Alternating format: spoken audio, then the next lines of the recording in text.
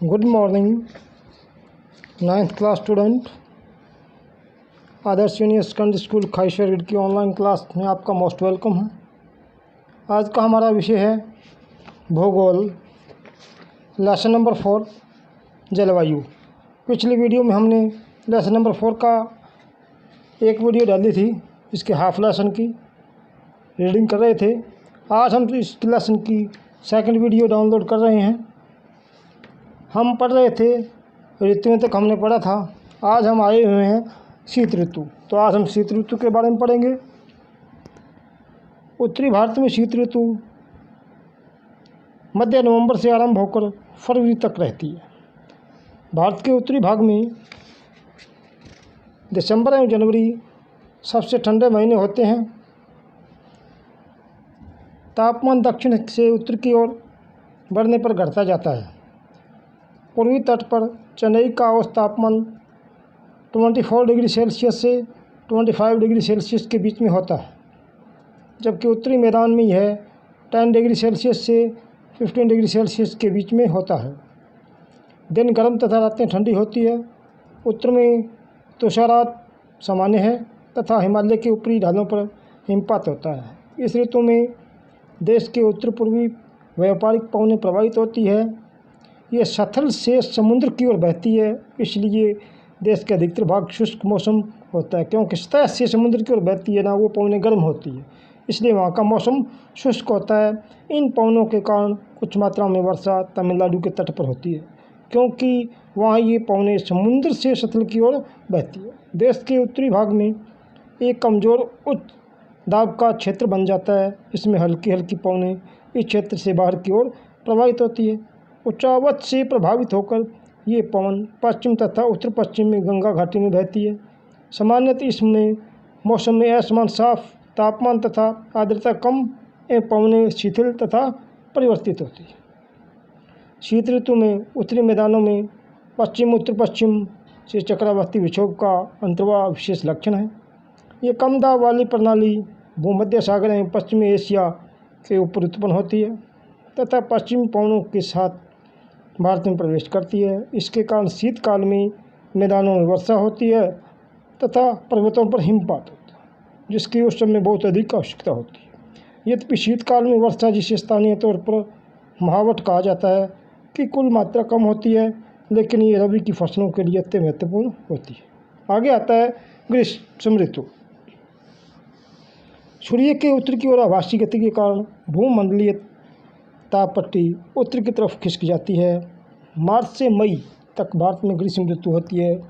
ताप पट्टी के स्थानांतरण के प्रभाव का पता विभिन्न अक्षांशों पर मार्च से मई के दौरान रिकॉर्ड किए गए तापमान को देखकर लगाया जा सकता है। मार्च में दक्कन के पठार का उच्च तापमान लगभग 38 डिग्री सेल्सियस होता है। अप्रैल के मध्य में प्रदेश एवं गुजरात का तापमान लगभग 42 डिग्री सेल्सियस होता है।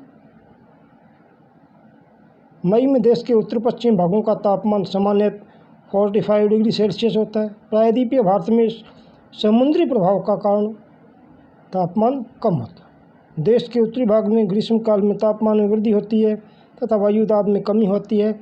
मई के अंत में उत्तर पश्चिम में थार के रेगिस्तान से लेकर पूर्व एवं दक्षिण पश्चिम पूर्व में पटना, छोटा नागपुर पठार तक एक कम दाब का लंबवत क्षेत्र उत्पन्न होता है और पवन का परिसंचरण इस गर्त के चारों ओर प्रारंभ होता है। लघु ग्रीष्म काल का एक और प्रभावी लक्षण है, ये धूल बड़ी गर्म एवं शुष्क पवनें होती है, जो कि दिन के समय भारत के उत्तर एवं उत्तर पश्चिम क्षेत्रों में चलती है। कभी ये देर शाम तक जारी रहती है। इस हवा का सीधा प्रभाव घातक भी हो सकता है। उत्तर भारत में मई महीने के दौरान सामान्य धूल भरी आंधियाँ चलती है। ये आंधियाँ अस्थायी रूप से आराम पहुंचाती है, क्योंकि ये तापमान को कम कर देती है तथा साथ साथ ठंडे समीर एवं हल्की वर्षा भी लाती है। इस मौसम में कभी कभी तीव्र हवाओं के साथ गर्ज एवं मूसलाधार वर्षा भी होती है। इसके साथ प्राय हिमवृष्टि भी हो सकती है। बैसाख के महीने में होने के कारण पश्चिमी बंगाल में इसे काल बैसाखी के नाम से जाना जाता है। ग्रीष्म ऋतु के अंत में कर्नाटक एवं केरल में प्राय पूरी मानसून वर्षा होती है। इसके कारण आम जल्दी पक जाते हैं तथा प्राय इसे आम्र वर्षा कहा जाता है। आगे आता है वर्षा ऋतु या मानसून का आगमन। जून के प्रारंभ में उत्तरी मैदानों में निम्न दाब की अवस्था तीव्र हो जाती है। ये दक्षिण गोलार्ध के व्यापारिक पवनों को आकर्षित करता है। ये दक्षिण पूर्व व्यापारिक पवनें दक्षिणी समुद्रों के उपोष्ण कटिबंध क्षेत्रों में उत्पन्न होती है। क्योंकि ये पवनें गर्म महासागरों के ऊपर से होकर गुजरती है, इसलिए अपने साथ इस महाद्वीप में बहुत अधिक मात्रा में नमी लाती है। ये पवनें तीव्र होती है तथा 30 किलोमीटर प्रति घंटे के औसत वेग से चलती है। सुदूर उत्तर पूर्व भाग को छोड़कर ये मानसूनी पवनें देश के शेष भाग में लगभग 1 महीने में पहुंच जाती है। दक्षिण पश्चिम मानसून का भारत में अंत प्रवाह यहाँ के मौसम को पूरी तरह परिवर्तित कर देता है। मौसम के प्रारंभ में पश्चिमी घाट के पवनमुखी भागों में वर्षा अधिक होती है।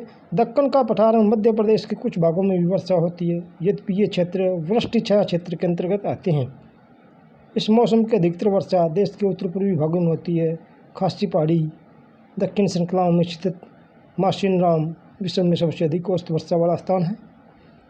गंगा की घाटी पूर्व में पश्चिम की ओर वर्षा की मात्रा घटती जाती है। राजस्थान और गुजरात के कुछ भागों में बहुत कम वर्षा होती है। मानसून से संबंधित एक बड़ी घटना भी है कि वर्षा में विराम। इस प्रकार इसे आर्द्र एवं शुष्क दोनों तरह के अंतराल होते हैं। दूसरे शब्दों में मानसूनी वर्षा एक समय कुछ दिनों तक ही होती है। इसमें वर्षा रहित अंतराल भी होते हैं। मानसून में आने के वाले ये विराम मानसून गर्त की गति से संबंधित होते हैं।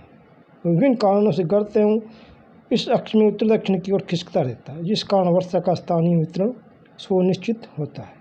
आगे आता है मानसून की वापसी, यानी मानसून का वापस मुड़ना। अक्टूबर नवंबर के दौरान दक्षिण की तरफ सूर्य के आभासी गति के कारण मानसून गर्त या निम्न दाब वाला गर्त उत्तरी मैदानों के ऊपर शिथिल हो जाता है। धीरे धीरे उच्च दाब प्रणाली इसका स्थान ले लेती है। दक्षिण पश्चिमी मानसून शिथिल हो जाते हैं और धीरे धीरे पीछे की ओर हटने लगते हैं। अक्टूबर के प्रारंभ में मानसून पवनें उत्तर के मैदान से हट जाती है।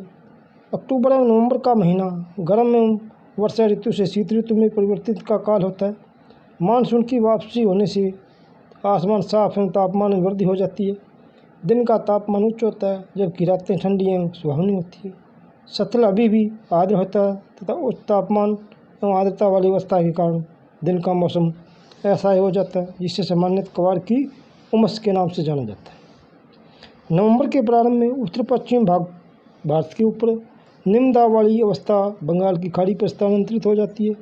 यह स्थानांतरण चक्रवाती निम्न दाब से संबंधित होता है, जो कि अंडमान सागर के ऊपर उत्पन्न होता है। ये चक्रवात सामान्यतः भारत के पूर्वी तट को पार करते हैं, जिसके कारण व्यापक एवं भारी वर्षा होती है और ये उष्णकटिबंध चक्रवात प्राय बहुत विनाशकारी भी सिद्ध होते हैं। आगे आता है वर्षा का वितरण। पश्चिमी तट के भागों में उत्तर पूर्वी भारत में लगभग 400 सेंटीमीटर से वार्षिक वर्षा होती है, किंतु पश्चिमी राजस्थान में से सटे पंजाब, हरियाणा, गुजरात के भागों में 60 सेंटीमीटर से भी कम वर्षा होती है। दक्षिण पठार के आंतरिक भागों में सह्याद्री के पूर्व में भी वर्षा की मात्रा समान रूप से कम होती है। इन क्षेत्रों में वर्षा की मात्रा कम क्यों होती है? जम्मू कश्मीर के लेह में भी वर्षण की मात्रा काफ़ी कम होती है। देश के शेष हिस्से में वर्षा की मात्रा मध्यम रहती है। हिमपात हिमालयी क्षेत्रों तक ही सीमित होता है। मानसून की प्रकृति के परिणाम स्वरूप एक वर्ष से दूसरे वर्ष तक होने वाली वार्षिक वर्षा की मात्रा में भिन्नता होती है। वर्षा की विषमता निम्न वर्षा वाले क्षेत्र जैसे राजस्थान, गुजरात के कुछ भाग तथा पश्चिमी घाटों के वृष्टि छाया क्षेत्रों में अधिक पाई जाती है। अतः अधिक वर्षा वाले क्षेत्रों में बाढ़ें अधिक आती है। निम्न वर्षा वाले क्षेत्रों में सूखे की आशंका बनी रहती है। आगे आता मानसून एकता का परिचय। आप पहले भी पढ़ चुके हैं कि हिमालय अत्यंत ठंडी पवनों से भारतीय उपमहाद्वीप की रक्षा करता है। इसके कारण अपेक्षाकृत उच्च अक्षांशों के बावजूद उत्तरी भारत में निरंतर ऊंचा तापमान बना रहता है। उसी प्रकार प्रायद्वीपीय पठार में तीन ओर से समुद्रों के प्रभाव के कारण न तो अधिक गर्मी पड़ती है और न ही अधिक सर्दी। इस समकालीन प्रभाव के कारण तापमान की दशाओं में बहुत कम अंतर पाए जाते हैं, परंतु फिर भी भारतीय महाद्वीप प्रायद्वीपीय मानसून की एकता का प्रभाव बहुत स्पष्ट है। पवन की दशाओं का ऋतुओं के अनुसार परिवर्तन तथा उनसे संबंधित ऋतु की दशाएं ऋतु चक्रों को एक लय प्रदान करती है। वर्षा की अनिश्चितताएं तथा उसका असमान वितरण मानसून का एक विशिष्ट लक्षण है। संपूर्ण भारतीय भूदृश्य, इसकी जीव तथा वनस्पति तथा इसका कृषि चक्र, मानव जीवन तथा उसके त्यौहार उत्सव सभी मानसूनी लेह के चारों ओर घूमते हैं। उत्तर से दक्षिण, पूर्व से पश्चिम तक संपूर्ण भारतवासी प्रतिवर्ष मानसून के आगमन की प्रतीक्षा करते हैं। यह मानसूनी पवनें हमें जल प्रदान कर कृषि की प्रक्रिया में तेजी लाती है एवं संपूर्ण देश को एक सूत्र में बांधती है। नदी घाटियाँ जो इन जलों का संवहन करती है, उन्हें भी एक नदी घाटी इकाई का नाम दिया जाता है। ये था हमारा छात्रों लेसन। अब हम इसके जो क्वेश्चन करेंगे उनके आपको केवल PDF ही भेजेंगे। वो PDF आप PDF में देख लेना, चाहे आप अपने पास कोई हेल्प बुक है तो हेल्प बुक में देख लीजिए, क्वेश्चन जरूर लिख लेना जो मैं करवाए जा रहा हूँ। धन्यवाद। इसको एक बार आपको पढ़ना है।